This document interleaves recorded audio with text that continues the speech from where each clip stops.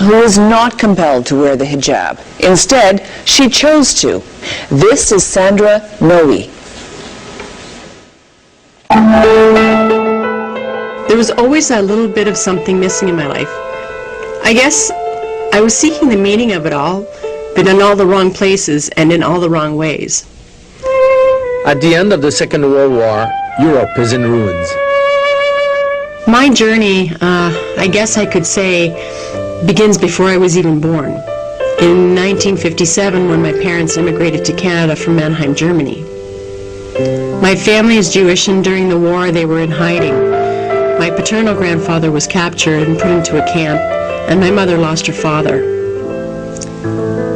Both my parents, Trudy and Carl, after the war were quite bitter and desperately wanted to start a new life in a new country. They tried really hard to be Canadian. They changed their names and downplayed their heritage quite a bit.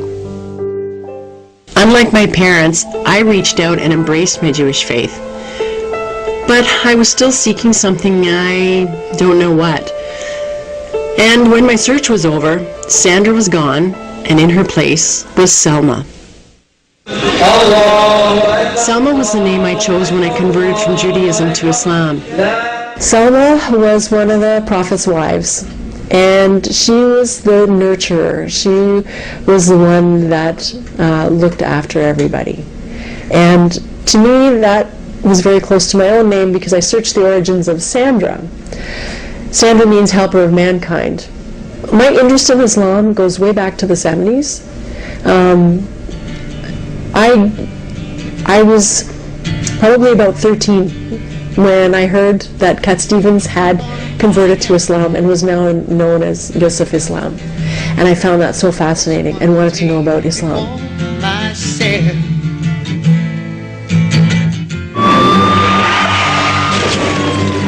2001, I was hit by a drunk driver and had to learn to walk again.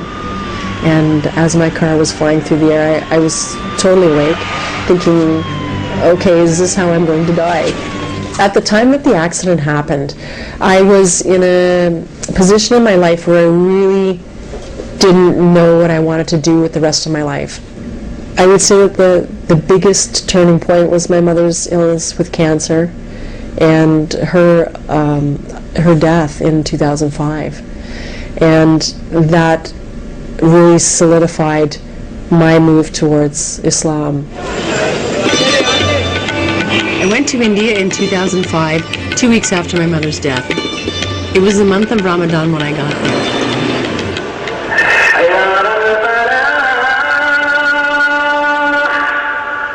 My first night there, the adhan went off at 5 in the morning, and I was so overwhelmed by the power of the sound of the adhan that I was actually terrified. I went to the window, I stood there listening, and there came over me a feeling of complete happiness and peace and belonging. That was the moment that made me take that leap of faith. The Shahada is the affirmation one makes when they convert to Islam. And it is very simple. It's just the affirmation that there is only one God and no other God. And that's what you believe in. As I understand, Sister Salma, you did some studies prior to this moment about Islam. And what always fascinated me were the similarities between Judaism and Islam. And I just found that the connection between the two was so very powerful. The beginning of your step towards Islam by declaring your faith and speaking the following two sentences, which is to bear witness that there is no God but Allah, and to bear witness that Muhammad is his messenger. Without any further delay, we will go ahead and ask Allah subhanahu wa ta'ala for his blessing in that blessed moment that we are witnessing, all of us. Allah, Allah, Allah. Ashhadu an la ilaha illa Allah. وأشهد أن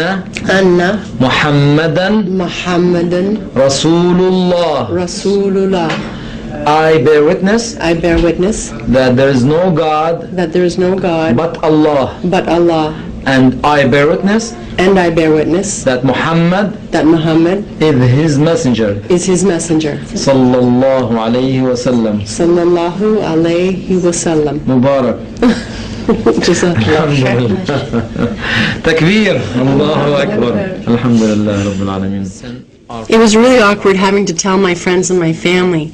I mean, there's no way of saying that I had moved away from Judaism to become a Muslim. Alhamdulillah Rabbil Alameen. When I started to wear hijab, apart from being terribly nervous for the first 4 weeks, was how much better I became at thinking about my words and thinking about my reactions to others. I'm constantly amazed at how people react to the veil. I just don't get what the big deal is. I guess the problem is that people in North America perceive a veiled woman as oppressed and subservient.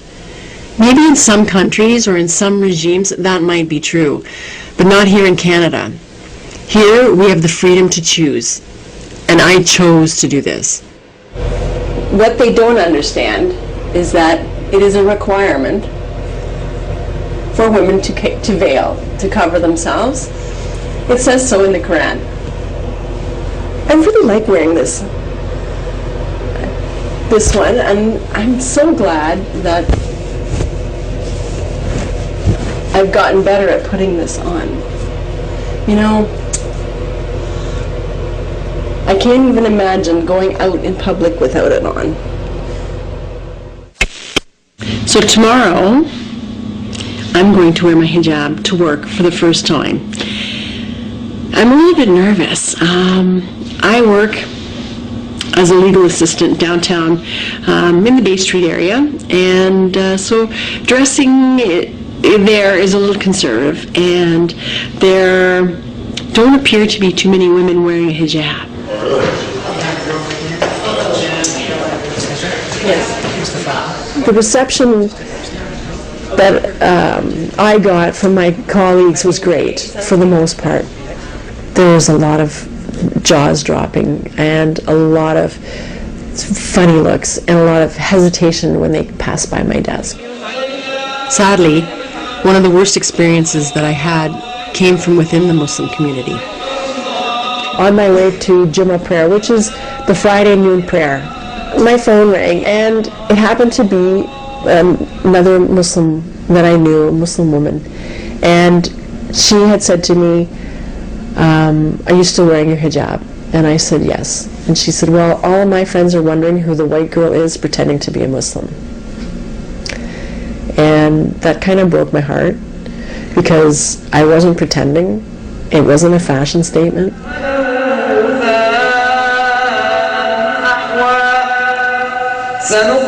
People always assume that because I'm North American and I am a convert to Islam, that I'm making a political statement. And I think it's more about making a statement of who I am in life. I'm a Muslim.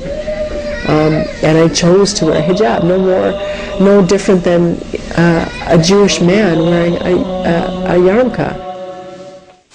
One of the myths that people have is where they see a North American woman who has converted to Islam. They automatically assume if she's married, she must have done it for her husband, because that's the only way to do it. And, wonderfully enough, it's not. Walnuts? For the dates. I was a Muslim woman wearing the veil much before I met my partner. My partner, Sheikh Jamal Zahabi, came to Canada from Lebanon in the 80s. He's an imam at the Meadowvale Islamic Center. I knew of him, but it wasn't until mutual friends introduced us that we found out how much we had in common. My son Colin, who is now 23, hasn't met his new family as yet, but he's really excited and supportive. Initially, he wasn't so sure about it, probably because it was a lot to deal with at the time, but he's okay now. Growing up, we moved around a lot, and most of my memories were from growing up on a farm. We were quite isolated and only had each other for company. My teen years were very challenging. It's not that I was just rebellious, I was just unhappy. I couldn't stand being at home, so at 17, I left. My father hasn't seen me with a hijab, and my father hasn't met my husband yet. So we are going as a family, and I'm a little bit nervous. I'm not sure what my dad's going to say. I'm not sure how he's going to react. What do you think? Do you think he's nervous? At the time the discovery of my mother's illness, my father and I were not close. We never really had